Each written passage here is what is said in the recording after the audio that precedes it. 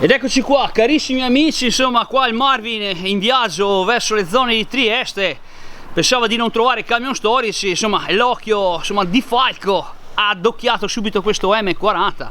Insomma il Marvin, insomma, che sono poi io, ho detto carissimi amici, qua ci fermiamo, dobbiamo appunto prendere questo OM40 e lo portiamo nell'archivio qua per gli appassionati di camion storici vintage. Guardate qua, carissimi amici, un camion da battaglia come piace al Marvin.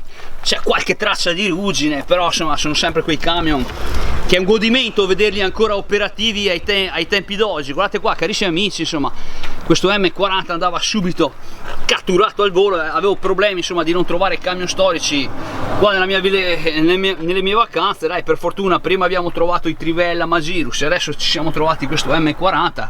Guardate qua, carissimi amici, insomma quei camion magari poco considerati, è dell'82 questo camion, qua segna 48.000 km, quei camion poco considerati ma che al Marvin piace. Guardate qua, carissimi amici, insomma anche questo finisce nell'archivio del Marvin, lo potete vedere poi nei miei filmati, giustamente.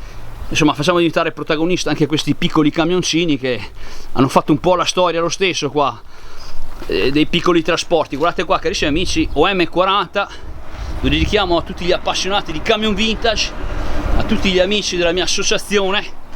Ricordiamo anche gli amici di Camion Storici Nord-Est, come ricordo sempre la mia associazione AITE, qua capitanata da Roberto. E guarda qua, caro Roberto, insomma OM40 da battaglia, da raduni anche questo, guarda qua, insomma l'adesivo dell'AITE c'è, insomma. Caro Roberto, il report l'abbiamo fatto, famoso anche questo, e vai, e anche questo farà parte insomma dell'archivio del Marvin. Qua il Marvin vi saluta, è del 1982, ancora operativo per fortuna. Qualche camioncino insomma lo tengono anche se non c'è l'aria condizionata, però è sempre operativo, va bene così. Carissimi amici, qua il Marvin vi saluta e vi dà appuntamento ad un prossimo report.